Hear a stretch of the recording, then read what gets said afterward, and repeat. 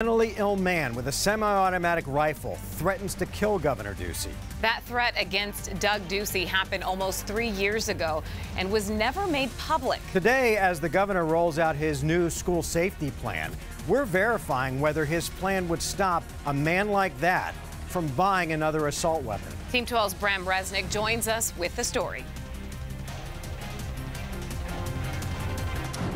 The man who threatened the governor bought an AR-15. That's the same weapon used in the Florida massacre, even though under the law he wasn't allowed to buy a gun.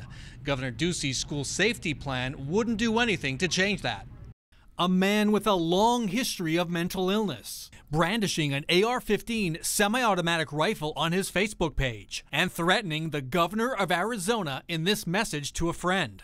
If Doug Ducey does not step down, he is the first to die. I hear of threats. I don't hear the details of the threats. The threat was made 2.5 years ago. According to police reports, the Maricopa County Sheriff, the Phoenix Police Homeland Security Unit, and Arizona's Counterterrorism Response Center were all alerted.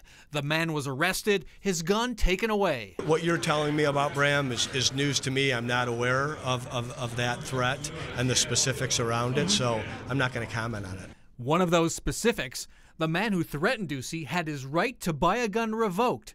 According to police reports, he got his AR-15 through a private sale, a little trading with a friend, he told a detective. Last year, Ducey formally banned background checks on those private sales, leaving open the so-called gun show loophole. It's a gaping loophole that really undermines the effectiveness of our gun laws. Dave Chipman worked for the Federal Bureau of Alcohol, Tobacco, and Firearms for 25 years. Having to go to a gun store to buy a gun seems the first logical step.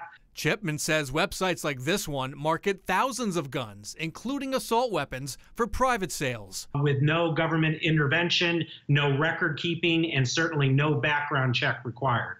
The governor's school safety plan would make it easier to remove a gun from a dangerous person. But we verified his plan wouldn't make it more difficult for that person, like the man who threatened Ducey, to buy another gun. 12 News is not naming the man who threatened the governor because we found no evidence he was ever charged. The governor introduced his school safety plan a week ago. He still has not asked the legislature to approve it. Bram Resnick, 12 News.